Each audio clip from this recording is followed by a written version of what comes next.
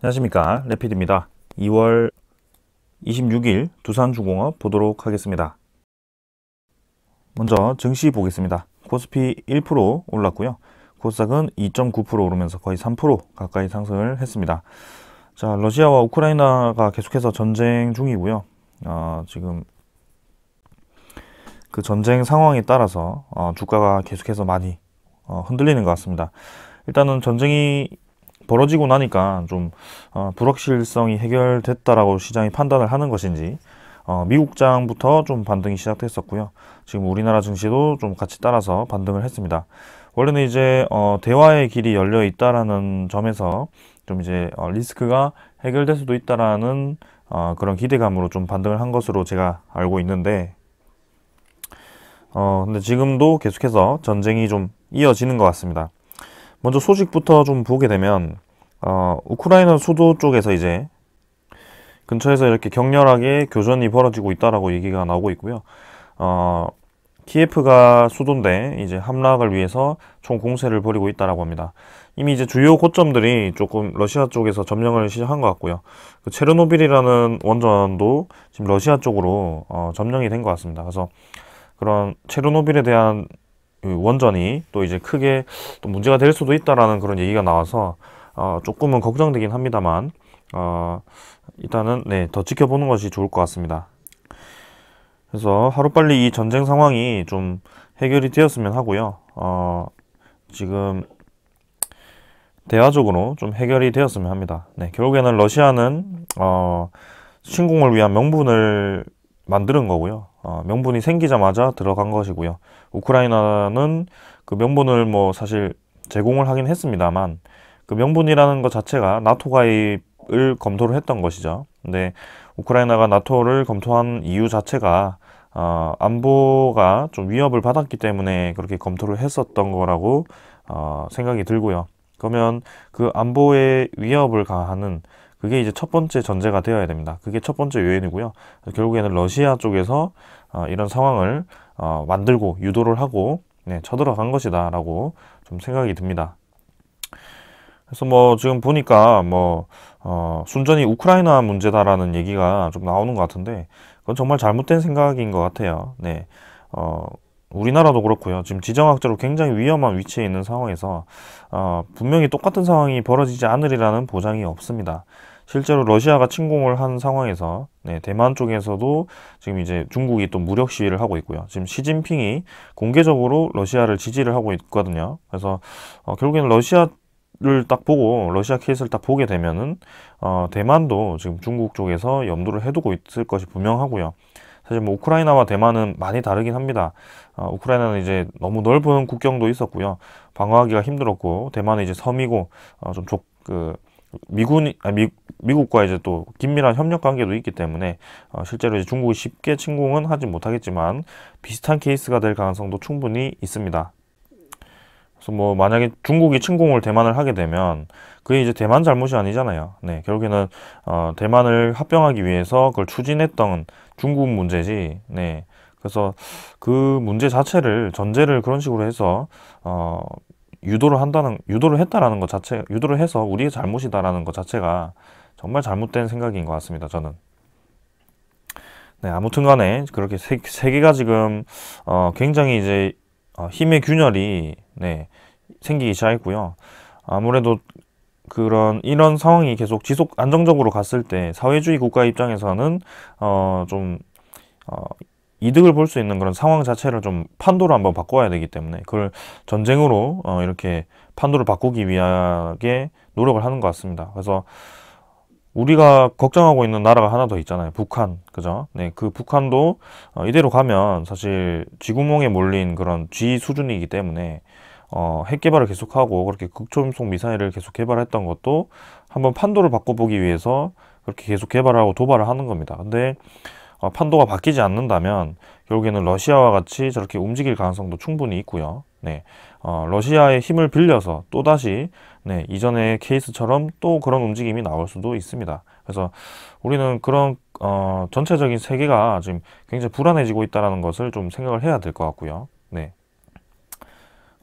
이번 2022년이 사실 코로나로부터 회복하는 그런 실적주 위주로의 상승이 예상되었는데, 이렇게 또 급변하게, 네, 상황 자체가, 이렇게 냉전시대 쪽으로 또 휘둘리다 보니까, 증시 자체가 생각보다는, 많이 오르지는 못하겠다라는 생각이 좀 듭니다. 그래서 실적주도 사실 전쟁 위기감이, 올라갔을 때는, 네, 실제로 이제 안보 관련 종목들이 좀 많이 움직일 텐데, 그런 것들도 좀 생각을 해야 될 것 같고요. 우리나라 자체적으로도, 네, 그런 기술력 있는 기업들이 사실 제조업이 많잖아요, 우리나라가. 그래서 공장들이 중국도 많고 러시아에도 많기 때문에 이번에 러시아에 최첨단 그 품목들이 이제 수출을 규제를 한다라고 얘기가 나와가지고 또 우리나라 기업 입장에서 또 타격을 받을 수밖에 없게 되었습니다. 그래서 이런 것들도 좀 복잡적으로 지금 진행이 되고 있습니다. 근데 뭐 우리나라가 그 수출 타격을 받는다고 해서 러시아를 지지를 하는 것도 말이 안 되는 거죠. 네, 그래서 아닐 때는 아니라고 얘기를 강하게 해주는 게 필요한 것 같고요. 네, 우리나라 이 급변한 정세가 상당히 이제 또 미궁 속으로 들어가는 것 같습니다. 그래서 코스피 코스닥이 계속해서 저평가를 받았던 것들이 이 주변에 여러 국가들이 또 패권 다툼을 하게 되었을 때 이제 리스크가 크기 때문에 이때까지 이제 그렇게 저평가를 받았던 것인데 그걸 뭐 저평가 받은 것을 높이기 위해서 뭐 종전 선언을 한다든지 지금 상황에서 그건 말도 안 되는 거죠 지금. 네. 그리고 뭐 그쪽 사회주의 국가들에게 맞춰서 뭐 네, 전쟁을 유발하지 않겠다라든지 네. 그런 것들이 참, 네, 저는, 쉽게 생각되어서는 안 된다라고 생각을 하는데, 참, 네, 거기는 좀, 요새는 좀 쉽게 얘기가 되는 것 같아서 참 안타깝긴 합니다.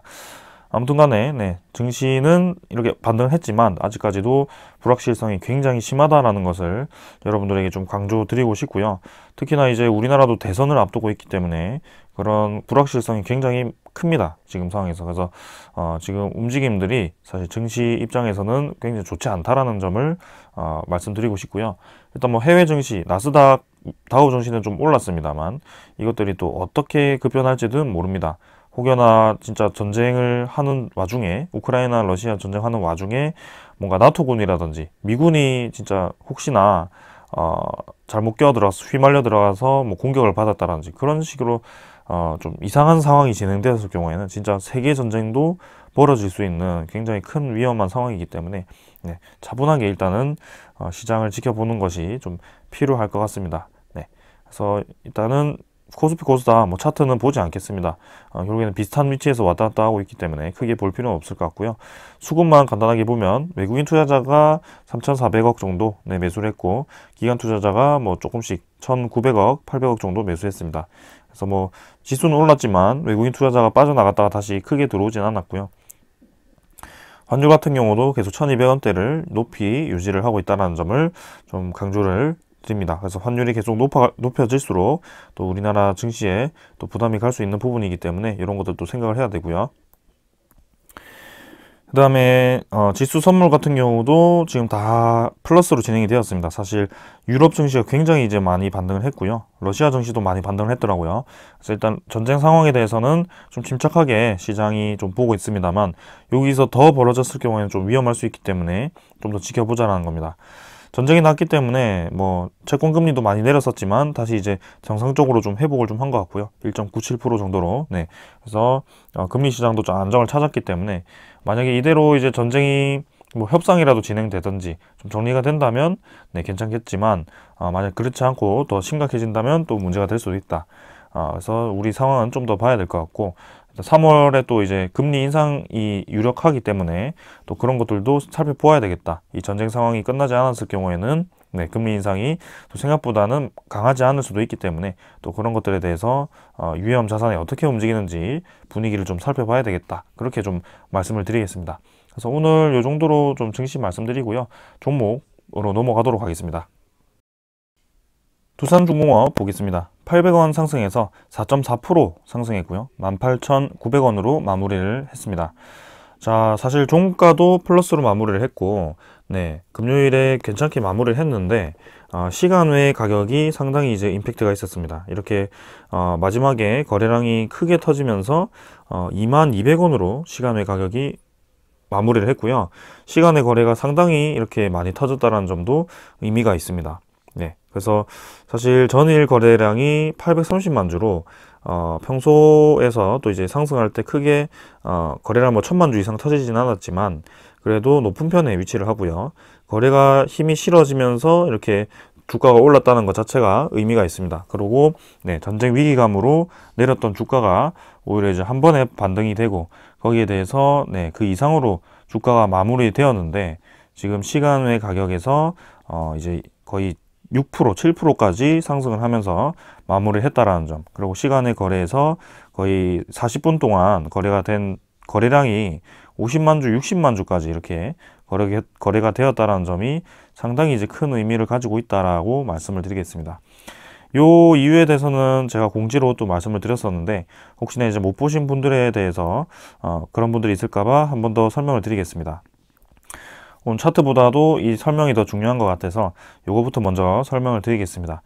자, 우리나라 대통령 문재인 대통령이 네, 신한울 1, 2호기 그리고 신고리 5, 6호기를 이른 시간 내에 빠른 시간 내에 단계적 전상 가동을 하라, 검토를 하라라고 지시를 내렸다라고 합니다. 그래서 금요일에 25일에 원전이 지속 운영되는 향후 60년 동안을 원전을 주력 기저 전원으로 충분히 활용을 해야 된다라고 얘기를 했고요. 그리고 건설이 지연되고 있는 신한울 1, 2호기와 신고리 5, 6호기를 언급하면서 가능하면 이른 시간 내에 단계적으로 정상 가동을 할 수 있도록 점검을 해달라라고 얘기를 했습니다.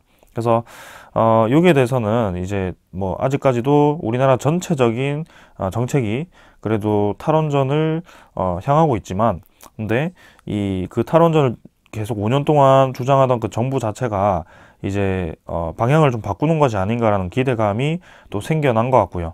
그리고 향후 60년 동안 이렇게 원전을 주력 기저 전원으로 충분히 활용을 해야 된다라고 이렇게 원전에 대한 중요성을 인정을 해버린 상황입니다. 그래서 5년 동안 그렇게 원전 산업을 탈원전을 진행해야 되고 원전을 신재생에너지로 대체를 해야 된다라고 말했던 그 근거 자체가 네, 핵 폐기물에 대한 그런 근거였고요. 그 다음에 원전이 없어도 충분히 신재생에너지 단가가 낮고 신재생에너지로 채울 수 있다라는 그런 논리가 있었습니다. 그래서 그 와중에 이제 5년 동안 저번에 무슨 원전이었죠? 수명을 다하는 원전을 수명을 다하려면 1년인가 2년인가 남았는데 그걸 또 조기 폐쇄를 하면서 네, 또 이제 그런 평가를 또 제대로 한 것인가라는 의문도 있었는데요. 일단 뭐 그 사건은 넘어간 것 같습니다. 근데 그랬던 정부가 이제는 대통령이 이렇게 직접 네, 원전이 주요 기저 전원으로 활용이 되어야 된다라는 얘기를 하였고요. 그리고 건설 지연이 되고 있는 원전에 대해서 검토를 해달라고 했습니다. 그래서 지금 이제 신한울 3, 4호기가 굉장히 큰 관심을 받았었죠. 지금 1, 2호기지만 신한울 3, 4호기도 큰 관심을 가졌습니다. 여기에는 이제 두산중공업에 대한 그 수천억이 또 묶여 있는 상황이고요. 네.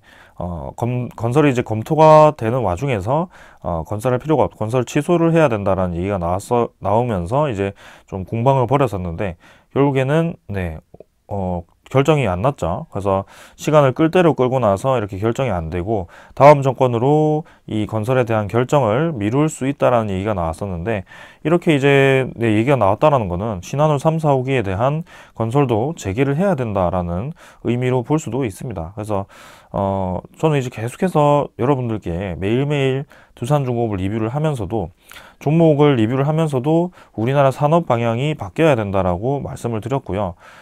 전 세계적으로 지금 다시 원전으로 회귀를 하는 이유에 대해서 계속해서 말씀을 드렸습니다.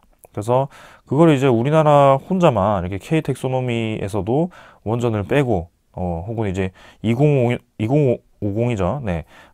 그 탄소 중립 계획에서도 원전 비중을 극단적으로 줄이고 네, 그걸 이제 신재생에너지의 비율을 극단적으로 늘리는 그런 계획을 보았었는데요. 네, 그걸 이제 네, 완전히 180도 뒤집어 주는 그런 이 발언이 또 나온 겁니다.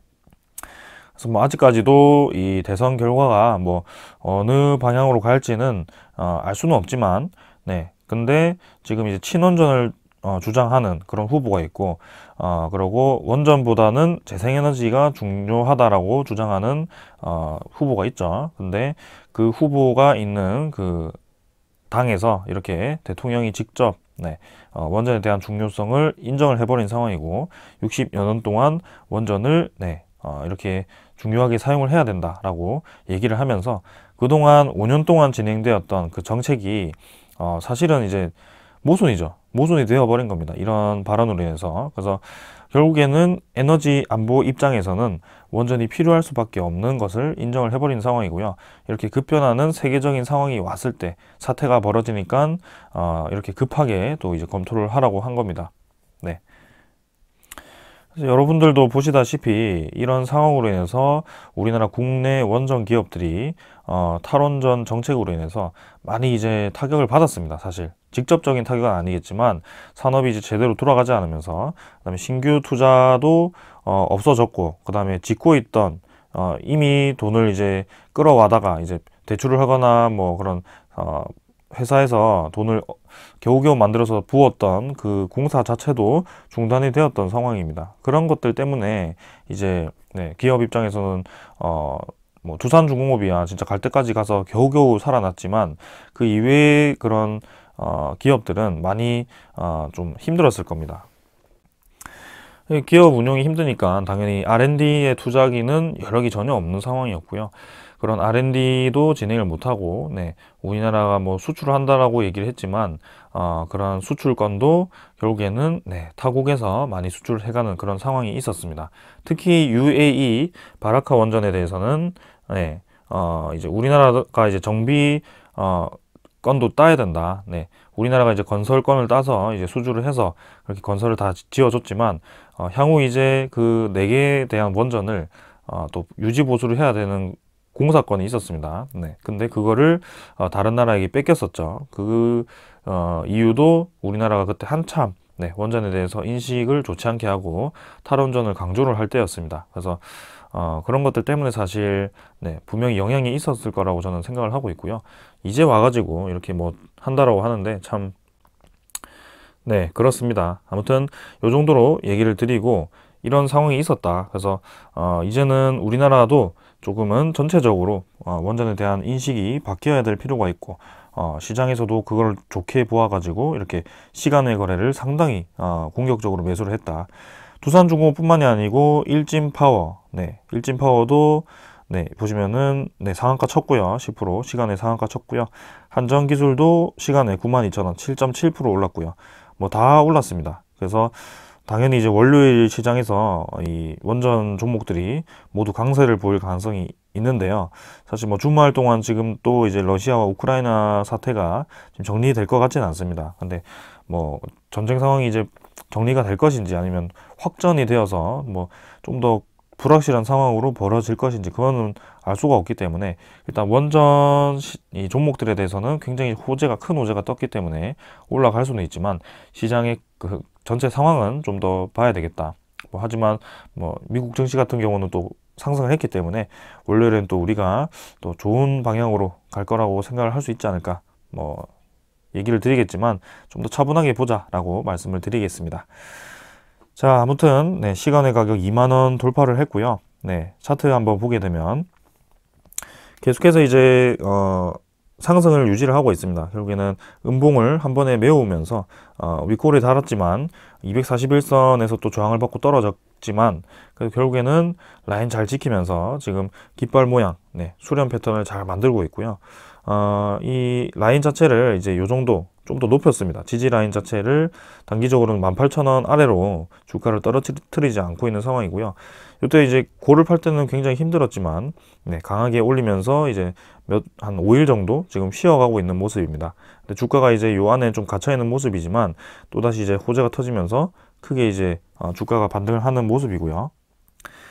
아마 월요일에는 61선, 241선 돌파해서 이 우문구름까지 도달을 할 거라고 생각을 합니다.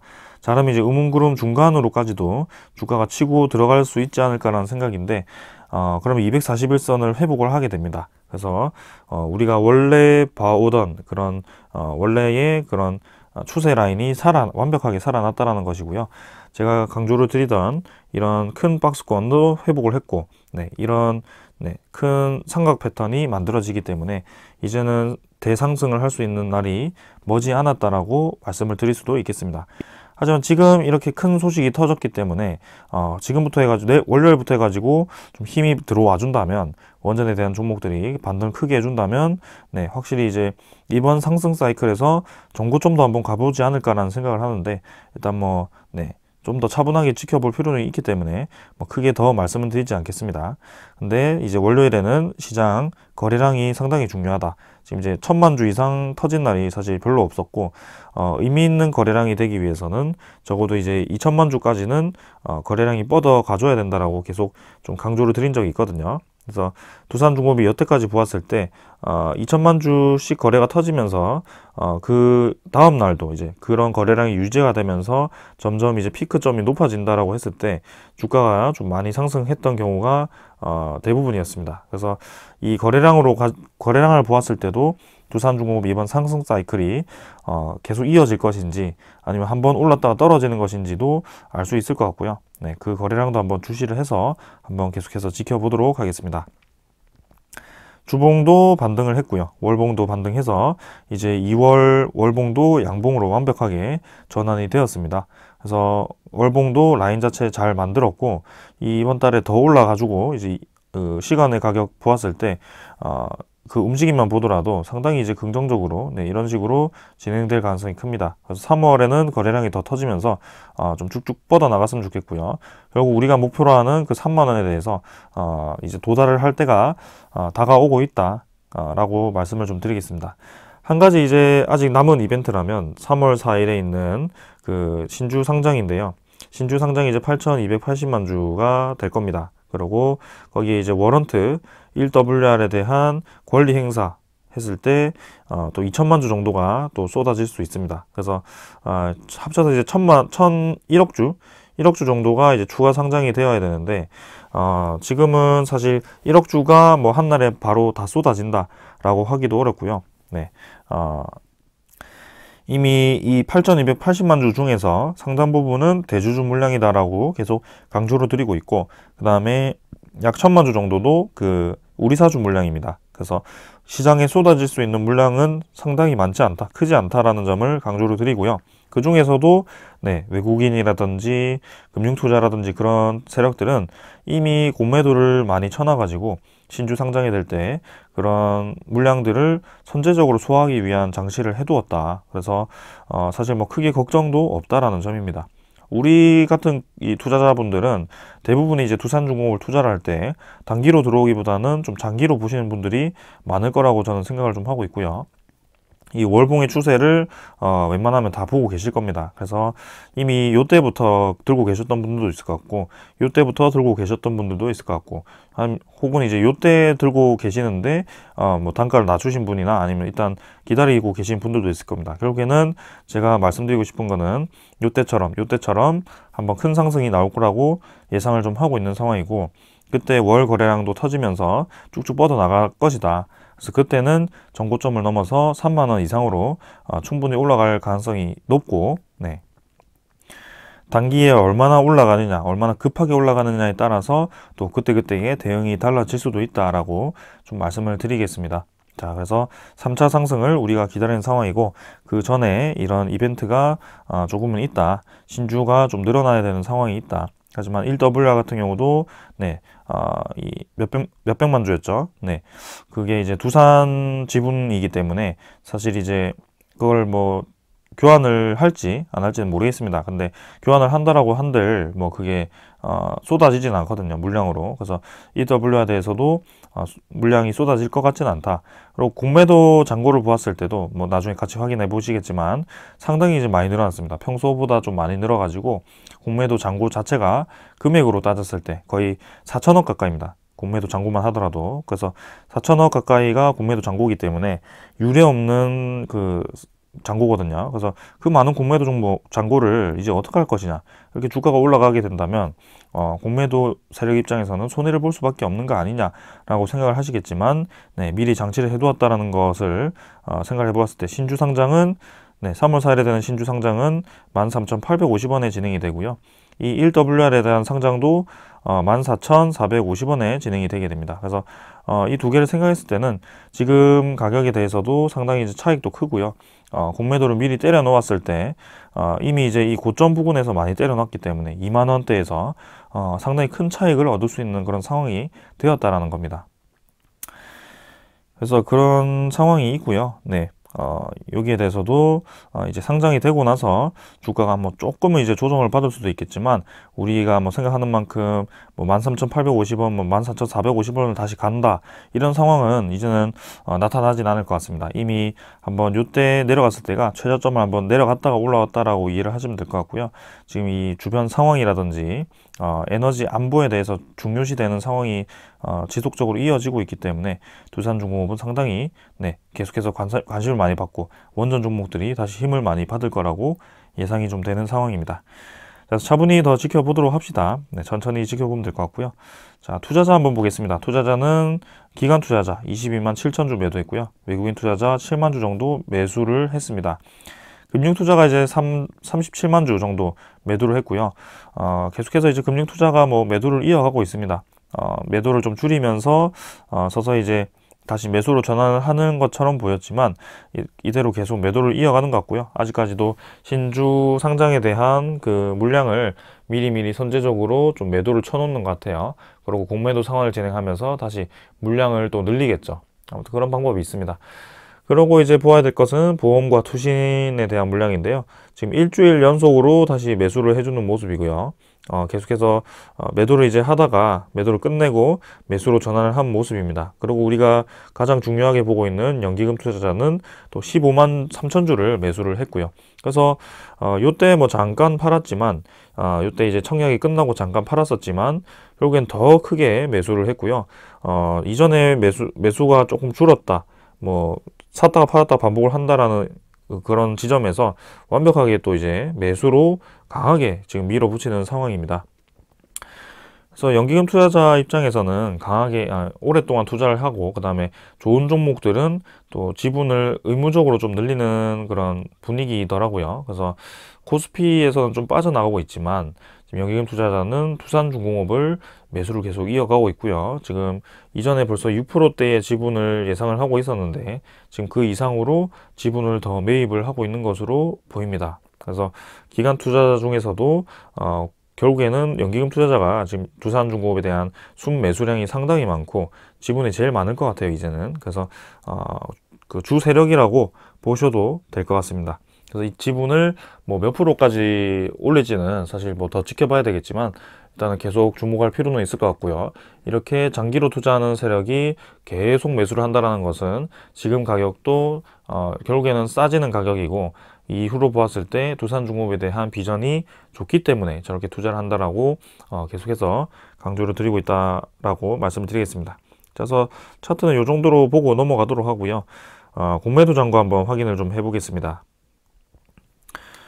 공매도 잔고입니다. 자, 공매도 잔고는 또 이제 2230만 주, 그래서 잔고 자체는 20만 주 정도를 줄었는데 뭐 2280만 주 정도 피크를 치고 좀 이틀 연속 떨어지긴 했습니다만 크게 많이 상환되고 있지는 않은 모습이고요. 근데 뭐 공매도 거래도 이제는 뭐 50만 주 이상은 뭐 크게 가지 않는 것 같아요. 그래서 잔고도 거래가 많이 줄었다. 잔고는 계속 높이 유지가 되고 있습니다만 거래는 많이 줄었다는 점이고요. 그 잔고는 높이 유지되는 것은 결국에는 3월 4일이라든지 1WR 워런트 그 권리 행사했을 때 그때 대량으로 주식이 상장되었을 때 아마 교환이 되면서 이 공매도는 잔고는 줄어들 것이고요. 그 다음에 뭐 그 공매도 친 세력에 대한 지분이 갑작스럽게 늘어나고 대차 잔고도 같이 줄어드는 뭐 그런 상황이 벌어질 가능성이 크다라는 점이죠. 그래서 요거는 계속해서 말씀을 드리고 있기 때문에 그 상황에 대해서 주목을 해보시면 될 것 같고요. 그 다음에 두산중공업에 대한 대차 잔고를 좀 확인을 해보겠습니다. 대차 잔고도 마찬가지 일단 계속 감소를 하는 상황이었죠. 근데 오늘은 조금 증가를 했네요. 체결은 110만 주 정도, 상환은 59만 주 정도 되면서 한 50만 주 정도, 네, 50만 주 정도가 대차 잔고가 늘어난 것 같고요. 6,300만 주 정도로 네, 유지가 되고 있습니다. 그래서 7,800만 주에서 이만큼 이제 계속 감소를 했다는 것도 상당히 이제 의미가 있는 것 같고요. 더 이상 이제 대차 잔고가 뭔가 공격적으로 더 늘어나기보다는 좀 이제 전체적으로 감소하는 방향으로 가고 있기 때문에 앞으로 공매도화 될 수 있는 그런 대차 수량이 더 이상 늘어나지 않고 감소하는 방향으로 간다는 것은 의미가 있죠. 그래서 늘어나 있는 공매도 잔고도 지금 해결될 수 있는 방법이 있고요. 그래서 뭐 크게 대차 잔고가 지금 6천만 주 정도라고 해서 뭐 걱정할 필요는 없을 것 같습니다. 자, 추적 물량은 7만 5천 주에서 3만 8천 주 매도로 바뀌었고요. 뭐 크게 많이 매도하지 않았고 적게 매도했기 때문에 크게 걱정할 필요는 없을 것 같습니다. 그리고 전일은 45만 주, 그 다음에 그전에도 계속해서 매수를 최근에 이어왔던 그런 외국인 투자자였거든요. 그래서 뭐 크게 변화 없이 진행해서 8%대 계속 유지를 하고 있습니다. 이 8%대가 이제 3월 4일에 뭐 9%대라든지 10%대로 한 번에 올라갈 가능성이 상당히 크다라는 점이고요. 공매도 잔고가 많이 줄어들면서 그렇게 진행될 가능성이 있다. 네, 그렇게 좀 말씀을 드리면서 오늘도 이 정도로 보고 좀 넘어가겠습니다. 자, 그래서 공매도 대차 잔고 다 확인을 했고요.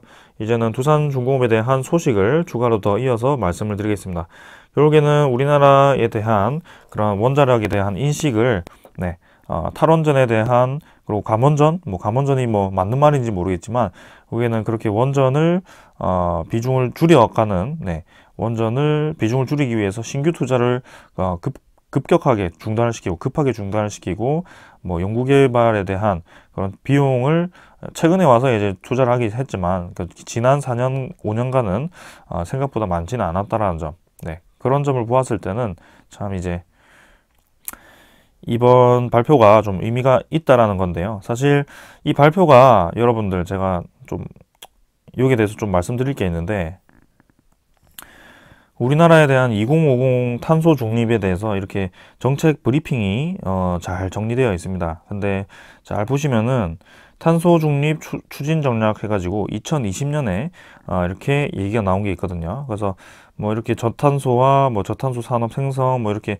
얘기가 나옵니다. 근데 보시면은 탄소 중립 5대 기본 사항, 다음에 이제 부문별 전략이 있죠. 요거는 이제 장기 저탄소 발전 전략입니다. 그래서 2050에 대한 탄소 중립 전략의 핵심 포인트죠, 여기가. 그래서 잘 읽어 보십시오. 에너지 공급, 화력 연료 발전 중심의 전력 공급 체계를 재생에너지와 그린 수소 중심으로 전환을 하고 이산화탄소 포집, CCUS 기술 등을 적극적으로 활용해서 전력 부문의 탄소 중립을 위해 나아간다. 여기에 대해서 원전 소식은 절대 없습니다. 전혀 없었고요. 재생에너지와 그린 수소 중심으로 전환을 한다라고 하죠. 그래서 그 그래프가 있었는데 좀 오래전 그래프라서 원자력 발전에 대한 비중은 이렇게 되고 재생에너지에 대한 비중은 이렇게 되어서 결국에는 이때 20%에 대한 그런 원자력 비중이 이때 6%대였나요? 그렇게 감소를 하고 이때 이제 2050년을 갔을 때는 신재생에 대한 비중이 50%에서 70%까지 늘어나는 상황이 있었죠. 그런 로드맵을 그리고 진행해왔던 그런 정권이었죠. 그리고 보시면은 태양광, 풍력 등 재생에너지를 중심으로 전력체계를 전환을 하고 화석연료 발전은 이산화탄소 포집 기술과 연계해서 현재 기저발전원에서 재생에너지의 불완전성을 보충하는 전력원으로 역할을 바꾼다. 기저전원을 지금 60년 동안 주 전력으로 원전을 활용한다는 분이 이렇게 이산화탄소 포집을 이용해서 화석연료 발전을 이용해서 기저발전원에서 재생에너지 불완전성을 보충한다라는 얘기가 이렇게 나왔었네요. 그래서 상당히 이제 모순이다, 여러분. 모순이다라는 점을 말씀을 드리고요. 결국에는 인정을 했다라는 겁니다. 이런 재생에너지에 대한 불완전성이라고 여기 나와 있잖아요. 여기 불완전성, 그거를 인정을 했다라는 겁니다. 그래서 수소 생산에 대한 얘기도 있는데 그 뭐 아리백이라는 걸 강조하는 분들께 그거를 말씀드리고 싶은 것은 수소를 어디서 가져올 겁니까? 수소 생산을 어떻게 할 것인지, 그거는 어떻게 수소를 우리나라에서 많이 생산할 것인지, 수소 경제를 활성화시키기 위해서는 수소 순환이 돼야 됩니다. 근데 그 수소는 우리나라가 지금 대부분 수입을 해오는 상황이고요. 수소 에코플랜트, 뭐 블루 수소도 있지만 그 블루 수소가 생산하는 그 생산량도 아직 한계가 있거든요.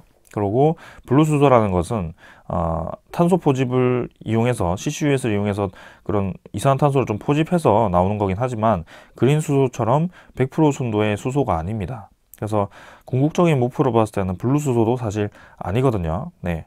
근데 여기 보시면은 원자력은 원자력을 이용해서 여러분들 그린 수소를 생산하는 걸 많이 들어보셨을 겁니다. 그래서 UAE 바라카 원전이라든지 그런 원전은 지금 수소를 우리나라가 지어준 원전을 통해서 수소를 생산하기 위해서 이미 기술 개발을 진행을 하고 있고 그런 원전에 대해 수소와 에너지 믹스 정책을 준비를 하고 있는 상황입니다. 근데 이때까지 그걸 다 묵살시키고 원전은 악이다라는 그런 인식을 시켜놓고는 이제 와가지고 그렇게 진행을 한다네요. 네. 원전 마피아라는 그런 소식은 2, 3년 전에 그렇게 얘기하던 사람이 다 어디 갔습니까, 지금?